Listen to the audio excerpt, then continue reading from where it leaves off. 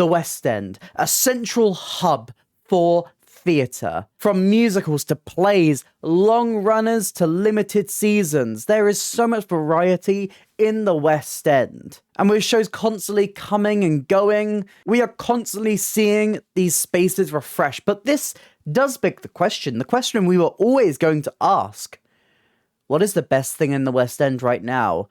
If only there was a scientific way to answer this once and for all. Oh wait, yes there is. Welcome back to the Versus Bracket. Yes, today I'm doing something really interesting. This was an idea that was submitted by one of you on Instagram. I went to Instagram, as I often do, and I basically just asked, give me your best idea for a Versus Bracket. I opened the floor to you guys.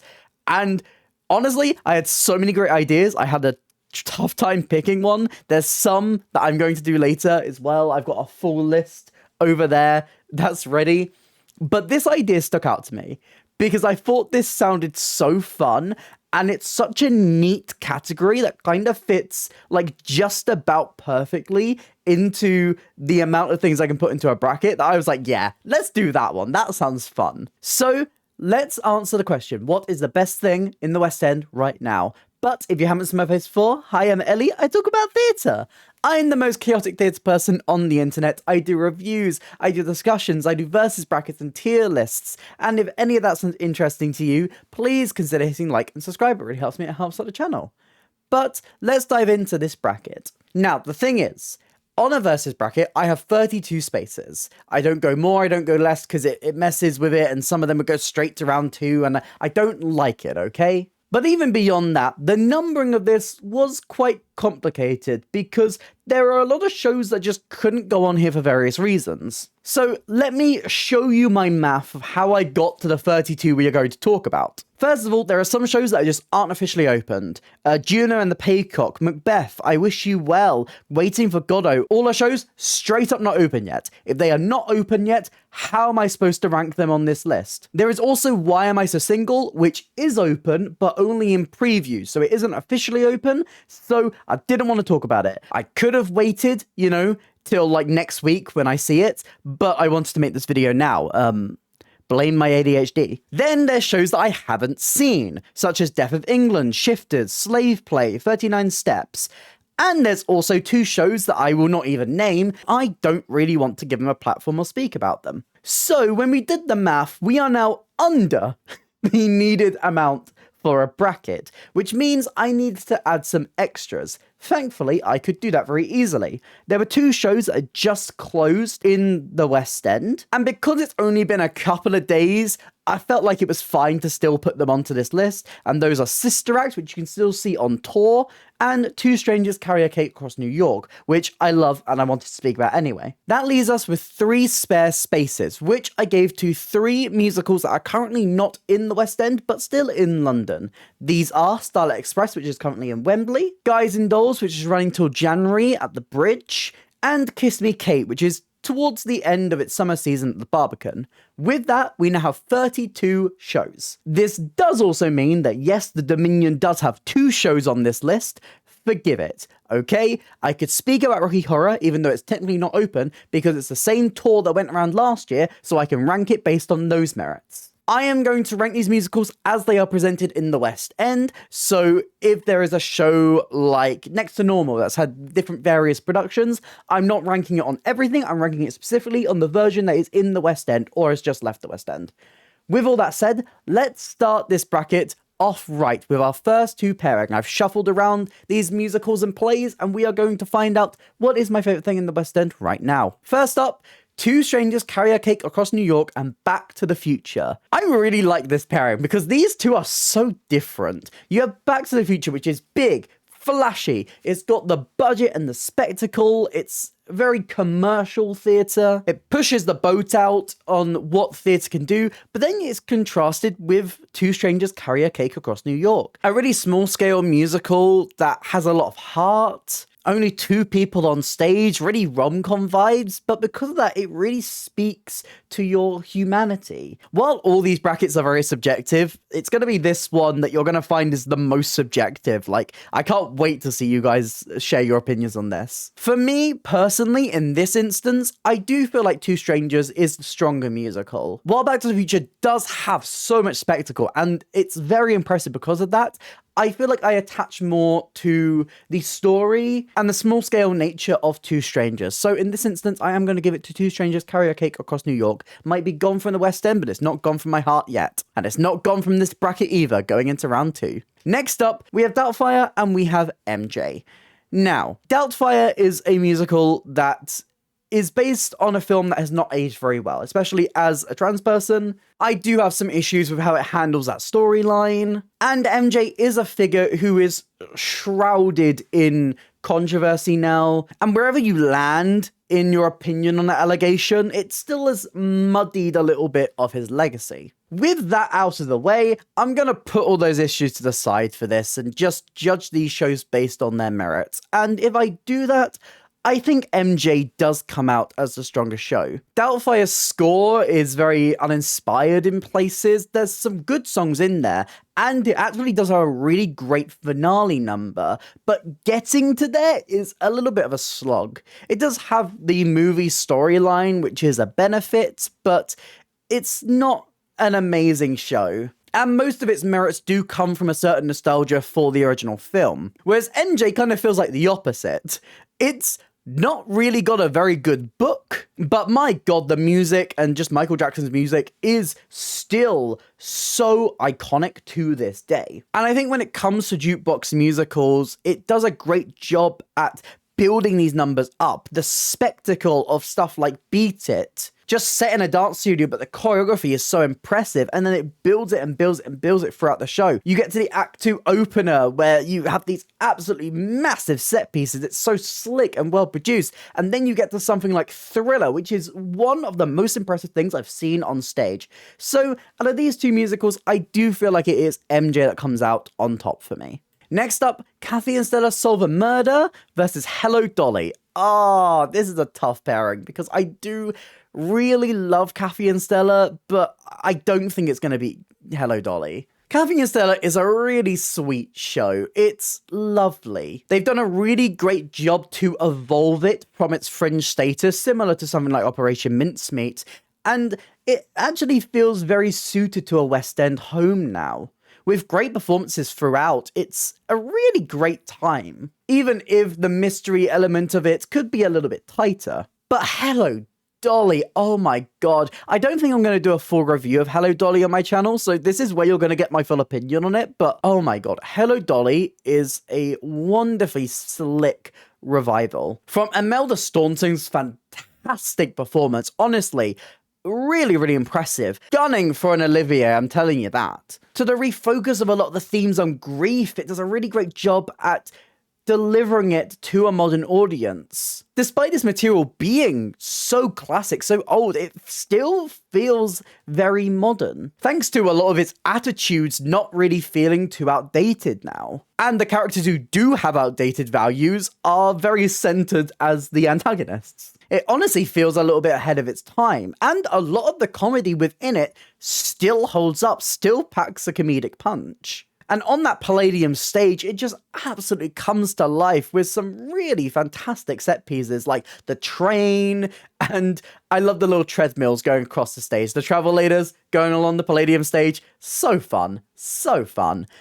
This has to go to Hello Dolly. While I'm absolutely gutted that Kathy and Stella can't go further, I do think Hello Dolly is the stronger out of the two. Next up, Lion King versus Operation Mincemeat. Now, this may be my controversial opinion. If you haven't seen the controversial opinions video, I didn't really share any of my own, but my controversial opinion is that Lion King never gets better than its first 5 minutes. I do like Lion King. I think Lion King is a good show, and I think what Lion King is great for is introducing young people to theatre. That is a fantastic show. If you've got little ones that you want to bring into theatre and to understand the joy of theatre, I would recommend Lion King any day of the week. But me going in to see it as a 17-year-old for the first time who already loves theatre, I was like, oh, this is fine. I just think Lion King plays its trump card a little early because you never really get the grandiose nature of Circle of Life again throughout that musical. When I say that Circle of Life is fantastic, I mean it. It's a phenomenal sequence, but the problem is that's the first thing you're showing everyone, and you've got nowhere left to go. Very similar to another show we'll speak about a little bit later. But this is what I dub the Lion King effect. It's a good show. It's a good show. And I think it's very clear why it's been open for so long, especially because the material from the film is so fantastic. The material that they add in as well is also very effective. Like songs like He Lives in You and Shadowlands managed to stand up against the classics like Be Prepared, like Can You Feel the Love Tonight, which I don't think is a merit that is shared with every single musical movie to stage musical adaptation. But it is up against Operation Mincemeat, which I think is, in my personal opinion, one of the finest things in the West End right now. It packs a comedic punch. It's so fun. Again, it has that fringy feel to it, but it has perfectly adapted itself and grown to fit a bigger house. It's a comedy, so obviously this is a lot more subjective. I think comedy is something that is going to vary from person to person, but I think in this case, Operation Mincemeat wins this hands down for me.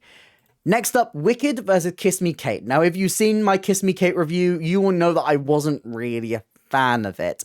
I don't really understand why we were reviving this right now. While it had great sets, I will stand by that. While it had choreography that I was thoroughly impressed by, Anthony Van Laas did a fantastic job in it, and there were some nice performances throughout, especially from Stephanie J. Block. I think it misses the mark in the book, especially when it comes to the way that they do the play within a play thing. I think we've seen that done so much better now that it kind of feels outdated, and you wonder why this specific musical is being revived now. But that isn't an opinion that everyone shares. I know a lot of people, especially after posting that review, who really did like Kiss Me Kate. But thinking about it, weighing up the pros and cons, it kind of lands a little bit in the middle towards the lower end of my favour for me. Wicked is a musical that when I first saw it, I didn't really love it. But with time, I have come to appreciate a lot more of its elements that I didn't initially, especially the music. I really like the music of Wicked. Dancing Through Life is a great song. Popular, Defying Gravity, What Is This Feeling? For Good. There are a lot of great songs in Wicked, and Stephen Schwartz does a great job at molding this score. I think I definitely prefer Act 2 of Wicked, where it gets a little bit darker, because Act 1 tonally feels very different to Act 2, which is another reason why, when I think about it more, it may actually make more sense splitting these up into two films. So, you know, well done, John M. Chu. Act 1 is very like roommate AU, it's like teen drama, it's like cutesy and kitschy, and then it actually does slowly but surely mold itself into a little bit of a darker show, and it does this in a fairly successful way. I think out of these two, Wicked is definitely the stronger for me. Okay, next up, this is a battle for the ages. Les Mis, one of the most iconic West End musicals of all time, versus Next to Normal, one of the most phenomenal pieces of theatre of all time. Now, the caveat to this is that I can't really judge this on the current London production. I know it breaks the rules ever so slightly, but I will be speaking about my experience of Les Mis, which is, you know, the original production. I still haven't been back. The ticket prices are very expensive. Please forgive me. Now, I love Next to Normal. Next to Normal is a heavy show. It deals with a lot of really difficult subject matter, but it does it in such a fantastic way. You need to go into Next to Normal with the right headspace to deal with a lot of the themes that it tackles, but if you do, and if you are prepared, oh my god, it is a journey. Dealing with depression in a really human and open way. This production from the Donmar just hits such a perfect spot to deal with this, and it hasn't lost much from its transfer from a really small and intimate space to the much bigger Wyndham's Theatre. It is phenomenal, but then there's Les Mis. Les Mis is one of the greatest musicals of all time, so perfectly constructed, so iconic, so incredible. This is difficult. This is a really tough decision. And any other day, I could go either way. And I feel like it's going to be recency bias that might make me give it to next to normal. And I'm going to sit here and think on it a little bit harder so that I'm certain in that decision. Because honestly, I could let either one go further. I really could. But I think I'm okay with making that decision right now. I know people are going to yell at me. And honestly, I'm yelling at myself. But this is a difficult decision. Difficult decisions have to be made, and you have to go with your gut. And my gut, on this instance, is telling me next to normal. I can't believe Les Mis is the first out. That feels absolutely wrong. Les Mis is robbed. I'm expecting Les Mis robbed in the comments, but I have to go with my gut. Next up, oh no! It's Matilda versus Hadestown. Oh no. If I thought the last decision was hard, these two musicals both crack my top 10. Like, eventually one day I will do a top 15 musicals of all time video. If you want that, let me know, I'll make it. But oh my god, both of these crack that top 15. Both of those, honestly, both of these probably crack the top 10. I think both of these musicals are just incredible. These musicals are fantastic. Matilda has such a great score. The lyrics are fantastic. So clever, so witty.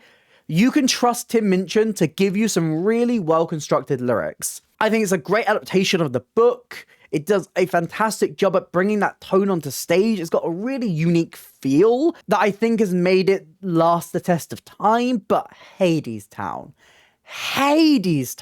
oh my god, one of the best sung-through musicals of all time. The way they adapt this story and make it so thematic to why we tell stories, to why we constantly go back to different stories, even though we know how it ends. Such a unique sound, such a unique staging, so good.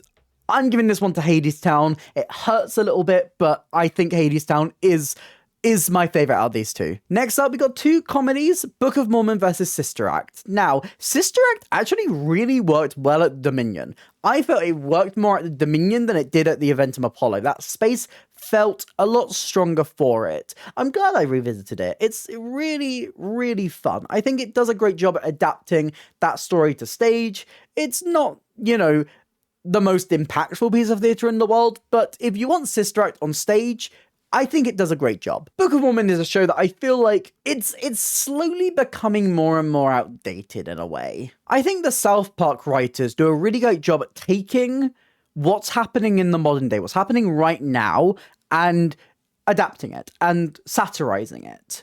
But Book of Mormon is now, I think it is over 10 years old. The more we have Book of Mormon in the West End, I think the more it kind of needs a little bit of a retool. It's one I feel like I need to revisit at some point in the future, just to see if a lot of these feelings are correct. But it's a show that the more I think about it, the less my opinion has softened. Despite saying that, there are some great songs in Book of Mormon. Hello is fantastic. Spooky Mormon Hell Dream is chaotic. And to the show's credit, they have listened to feedback from different people and have adapted it in certain ways. Personally, in my own opinion, I think it is close, but I would give it to Sister Act in this instance. Alright, on to the other side of the bracket, Mamma Mia versus Phantom of the Opera. I don't know if people are going to yell at me when I say my opinion on Mamma Mia and my opinion on Phantom are very similar. I mean, okay, hear me out. They are both really camp shows that aren't perfect, but both cater to the type of audience that they want to cater to. I know that is a thin link. That is a very thin link, but it's a link nonetheless, so I think the thing about Mamma Mia is that it's not a perfect show, but it's fun. If you want a musical that has the music of ABBA, that it's feel good, that it's chick flicky, like Mamma Mia, I think it ticks every box of what it needs to be. If you have a good audience at Mamma Mia and they're not talking and singing all the way through, trust me, that does happen. Like, you're gonna have a good time, Mamma Mia. Is the story a little bit thin in places? Yes. Does every sequence work? No. But on the whole, I think Mamma Mia is fun. And I think it is a nice addition to the West End. And I think out of that style of jukebox musical, I still think it is unbeaten. Phantom is a show that I enjoy. I enjoy Phantom. I think musically it is very strong. Plot-wise, I think it's strong. It's just not one that I've really come to love yet. I've seen it twice, and both times I've enjoyed it, but I haven't loved it. I don't know what it is about it. It's one of those shows that it's just never really clicked fully with me. I know a lot of people will probably be like, you haven't seen the original production, and that's the one you need to see. But like from hearing the actual differences, it's like a couple of set pieces. It's I don't think seeing the original production would have really made me change my opinion on it much. So when push comes to shove, these two are a fairly even match for me, with my personal opinion being that if you're looking at the quality of musical, Phantom of the Opera is better. So I'll move Phantom on to next round. Next up, we have a musical versus a play. We haven't got many plays on this list. The current plays in London, I haven't seen many of them. I probably need to fix that at some point, but let's go into our next pairing. Guys and Dolls versus The Play That Goes Wrong. Play That Goes Wrong is a show that I haven't seen in the West End. This theatre, the Duchess Theatre, is the only West End theatre I haven't visited, and I would like to change that next month. As it's the 10-year anniversary, I'd quite like to change it then. You know, I think that's a very fitting time to go and see Play That Goes Wrong, but I have seen it on tour. And the version on tour is the same version that's in the West End, so I feel like I can still talk about it. I still love The Play That Goes Wrong. I think Mischief is a company that have continued to get better and better with their shows. I still maintain the fact that Peter Pan Goes Wrong is stronger than Play That Goes Wrong, because of the way that it handles the storylines of the characters in the show mixed with the things on stage. But Play That Goes Wrong, I think, is the blueprint for a lot of these. It's crowd-pleasing, it's slapstick, it's a lot of fun. Guys and Dolls, though, I think is such a unique experience. Standing to watch Guys and Dolls is so much fun. So much fun, in fact, that I had seated tickets to go and see it a second time before I had gone the first time, and I literally changed them to be standing again because, oh my god, it was so fun. Guys and Dolls is a great show in that format. I feel like if it was just presented on stage, I maybe wouldn't be as enthralled with it, but you've got to hand it to that staging. It's a lot of fun. Which do I think is stronger is hard to say because these are two very different shows, but personally, I think I will give it to Guys and Dolls. Next up, I'm so sorry, Mean Girls versus Hamilton. We know how this is going. Mean Girls is a show that I'm going to review, so I'm not going to be as thorough with my opinion, but my exact opinion on Mean Girls going into it was my exact opinion on Mean Girls coming out of it. I've never really been that enthralled with the Mean Girls musical. I've never really liked the cast album. Like, the bits that I had seen of it, I was not impressed by, and I didn't really like the film either. My opinions haven't really changed. But, again, as I said, I will do a in-depth review on this show. I'm going to speak about it further. It's going to be less review, more retrospective, like reflecting on my opinions when the Broadway one came out to now and seeing how things have changed, because a couple of things have changed. But on the whole, I still think it is a serviceable adaptation, but Mean Girls deserved better than just a serviceable adaptation. Versus Hamilton, one of the greatest things to be written in the past decade. I will stand here and say that I don't think Hamilton's staging has aged amazingly well, even in the short amount of time it has been around, which is almost 10 years now, which feels weird to say. But it is undeniable that Hamilton is incredible from a material perspective. Lyrics, music, the story, how it adapts these people onto stage, it is fantastically done. I think hands down it's the winner out of these two. Cabaret versus Rocky Horror, this is another clean sweep. I'm sorry. Rocky Horror is fine. It's a show that I wish would get a more ambitious revival, but I don't think it ever will, just because of how cult-like it has become. I like the audience interaction. I like how it's a very different style of seeing a show than some others because of how the fans react to it. I can see that putting off certain audiences, but honestly, I think it adds to it because it's kind of designed to be like that. But Cabaret is one of the greatest musicals ever written. This absolutely phenomenal piece of how fascism can just slowly creep in. It's disturbing, it's uncomfortable. There's always the thought in the back of your mind as you're watching that show of this danger slowly increasing, slowly coming in. And I do really like this more intimate way of staging cabaret. Cabaret, hands down winner. Choir of Man versus Frozen. Another pairing that are quite suited for each other because my opinion kind of matches on them. Frozen is a fairly serviceable adaptation of the film. I think at the Theatre of Drury Lane, it gets a lot of bonus points because of its set design. I mean, that bridge should win an Olivier alone. My God, that bridge was impressive. I don't think a lot of the new music they add in really lives up to the songs that they have from the film. But for the most part, it's a good time and another good show to bring your kids to. Choir of Man, I feel like is similar for a slightly older demographic, actually. It's a good show to bring your parents to. Like Rocky Horror, it has a really unique way of experiencing from an audience perspective. There's a lot of interaction. There's moments where audience members are brought onto stage. There's a real atmosphere that is created within that show of togetherness. And I really do like that. And every time I go see Choir of Man, I am really charmed by that. I feel like out of these two, I do prefer Choir of Man personally. Next up, Tina versus Stranger Things. I have made my opinions on Stranger Things known. I am a huge Stranger Things fan. I adore Stranger Things. I love the TV show, and I was thoroughly disappointed with the stage show.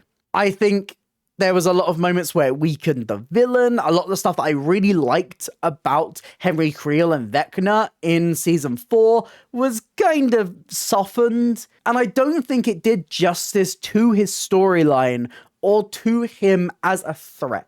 If you're going to do a prequel, I think it should be something that builds onto an existing character instead of what it felt like this production was doing, which was taking away. I know I'm in the minority on that opinion. I think it did have some special effects that were pretty cool. I think this is the show that has the Lion King problem as well, that the coolest thing that they do in the show special effects wise is right at the start. That boat sequence is incredible, especially when you're sat in front row. Oh my God, that is spectacular. And then there's some cool effects, but nothing really lives up to that.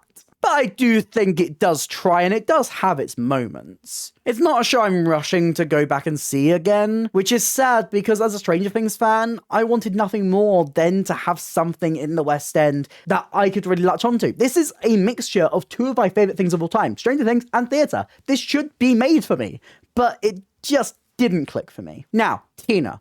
I don't have that much of attachment to Tina Turner's music. I know her big hits. I know River Deep Mountain High. I know the iconic ones.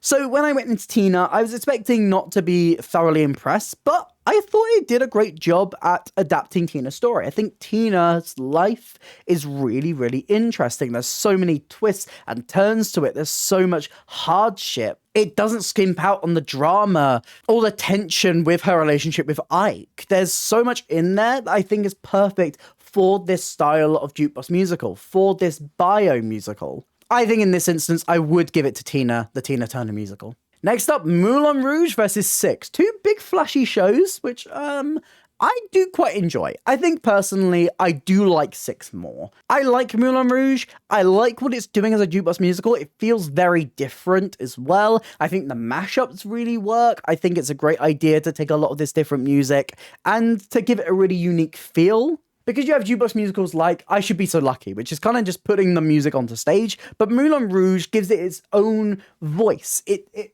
feels very unique to that musical. I think there's definitely moments in it where tonally it kind of clashes, like you'll go into a song and it almost comes off as kind of comedic, but on the whole, I do really like Moulin Rouge, and it's a show that I really want to go back to soon. But Six has my full heart. I love Six. Six is a wonderful little show that could.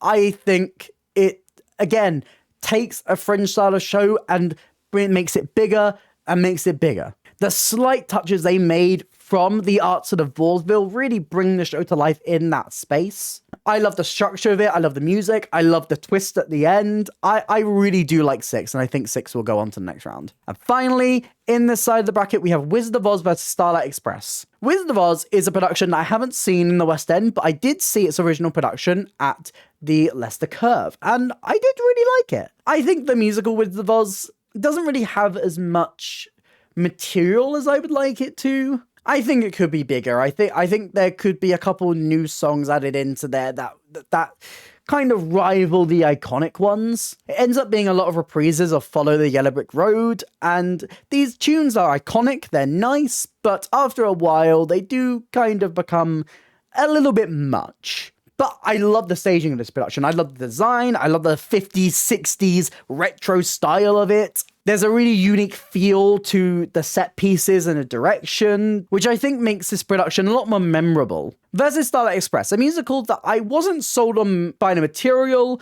but I really did like the staging of it. So, kind of similar to my thoughts on Wizard of Oz then. Okay.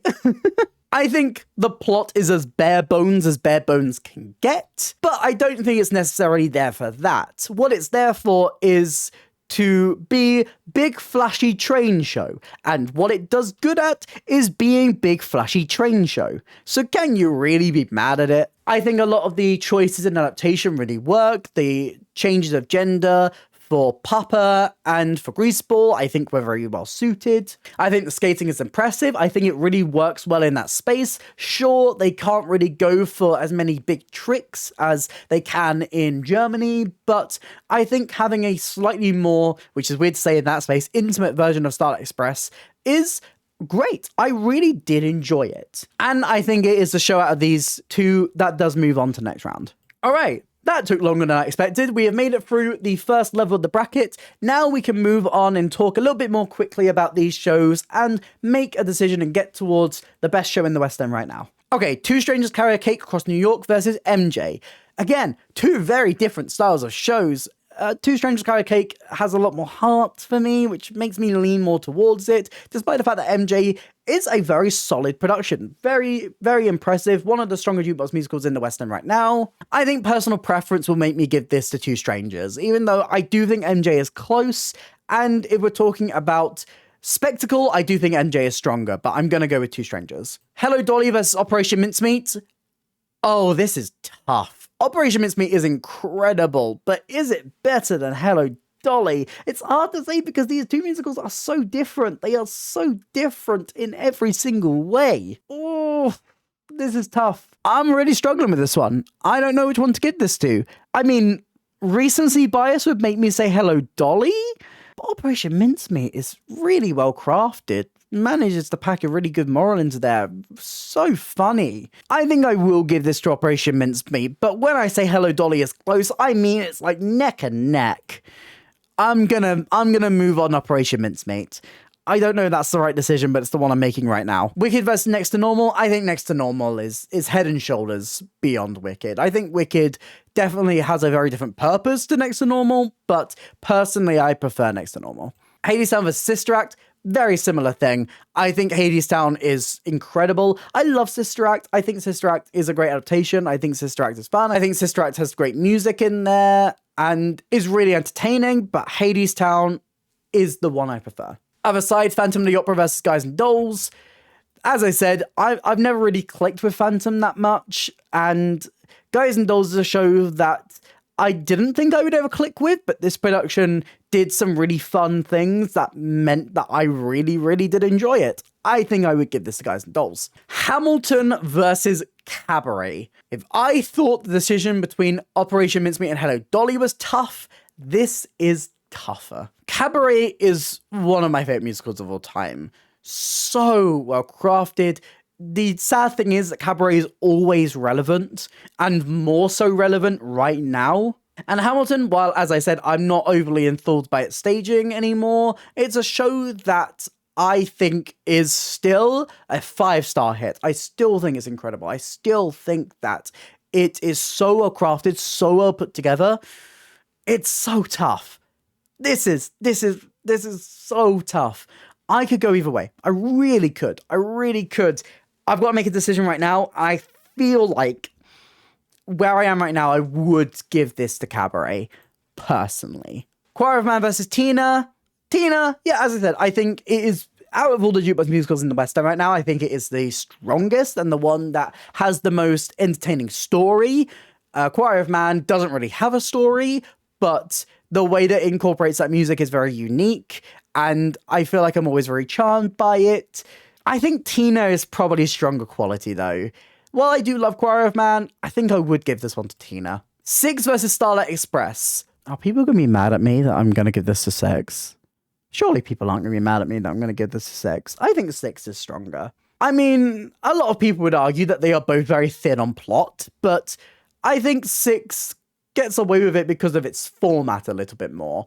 I do think that staging-wise, Starlight is more impressive, but from a personal perspective, my own opinion, I would probably say that I like Six more. Okay, next up, Two Strangers versus Operation Mincemeat, two small-scale shows. I didn't think these two would make it this far. Oh, that's really sweet. I do think Operation Mincemeat is stronger. From a personal perspective, I do think Operation Mincemeat is stronger. I really do like it. I think its comedy is great. I think it is fun. I think the way that it does it is amazing. While I do love Two Strangers, I think the way that I'll justify Operation Mincemeat being a little bit better is due to the fact that I do think Two Strangers could have pushed the boat out as it moved from off West End to West End. A little bit of projection on that back wall would have gone a long way. As you can tell, I am picking at the tiniest little hairs here. I do really miss Two Strangers, and I hope it comes back either in a revival or a tour or even transferring to another country, but I do think Operation Mincemeat is a stronger out of these two shows. Next to Normal versus Hadestown is difficult because I do love Next to Normal. Next to Normal is fantastic. This production is phenomenal. The cast is perfect. But personally, I don't think it beats Hadestown for me. Hadestown is so well crafted. The refinements they made after the initial London run to going to Broadway just perfected it. They tweaked it ever so slightly even more as they came back to London, coming into the West End. I think it is a top 3 musical for me, and why it is going to the next round. Okay, other side, Guys and Dolls versus Cabaret, 2 immersive revivals. These both have that immersive element to it, as I said. You know, these both have that edge to them, that interactive element. But what Cabaret has over Guys and Dolls, which is what's going to get it to the next round, is that Cabaret's musical, like the book and the actual story, are stronger in my opinion. So I would send Cabaret to next round. I'm glad that Guys and Dolls made it this far though. Guys and Dolls is a strong show and you should go see it before it closes. And finally, Tina and Six for this side of the bracket. I think, again, this goes to Six. Six is a great show. Tina, I'm glad it went this far because it is a strong showing for a jukebox musical. I do think Six is stronger. Okay, semi-finals. Operation Mincemeat versus Hadestown. My favourite show last year versus one of my favourite shows this year. This is tough because I do really love Operation Mincemeat. I think it is such a great show. I do personally think that Hadestown has the edge over it. Is this controversial? I don't know. Maybe. I think it's a little bit controversial. But if I think about it, if I sit here right now, I'm fairly comfortable in saying that I would prefer Hadestown over Operation Mincemeat. And the other side, Six versus Cabaret, 2 of my favourite shows. I think Six has put up a fair fight. I think Six has put up a very fair fight. It is a great show. Very well put together. A great show for younger theatregoers as well, thanks to its length and its style. But I do think Cabaret is stronger. And so we come to our final 2. I expected one of these in the finale. I don't think I expected both of these in the finale. And what's very funny is the one that I think I am going to give the win to isn't the one I expected that was going to win it all. But before we announce the winner, what do you think? Out of these 2, who would win for you? And if you want to share your opinions on the full bracket, please feel free. Honestly, my favorite comments on these videos are people who do and break down the full bracket alongside me. It's so fun to see how differently they go, even if we come up with the same winner in the end, how everything changes and is so different. It's so wonderful, and I think it is what makes these videos so fun to make. But we come to our final matchup. Hadestown versus Cabaret. I come back to my thought, my thing. When I first spoke about the matchup of Matilda and Hadestown, I said that Hadestown is within my top 10 musicals. I think Cabaret is also there. Cabaret is definitely within the top 10, but I think Hadestown is higher. I do think Hadestown is higher. I think that if you'd asked me this question, like a month or two ago, I may have given Cabaret the edge. I might have done. Because these two are two of the best things in the West End right now. If you ask me, what are the two best things in the West End right now? I'm glad that these two have made it to the end, because these two are the strongest two. It's not always the case. It's not always the case in the versus bracket because of how things go. But I think in this instance, these are the two strongest things in the West End right now. Maybe revisiting them both on a 2-show day, which I have done before. I did these two on a 2-show day. Fantastic 2-show day. Great 2-show day.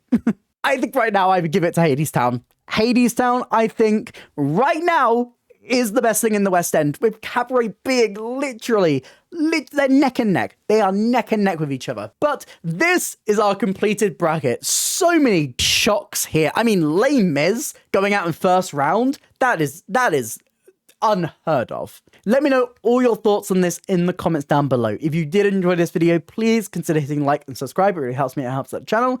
Here's some links to some other videos on screen right now, and a link to my Instagram if you'd like to drop me a follow over there. I also have links to other socials and a merch store in the description down below. But that is it for me today, and I hope to see you next time. Bye!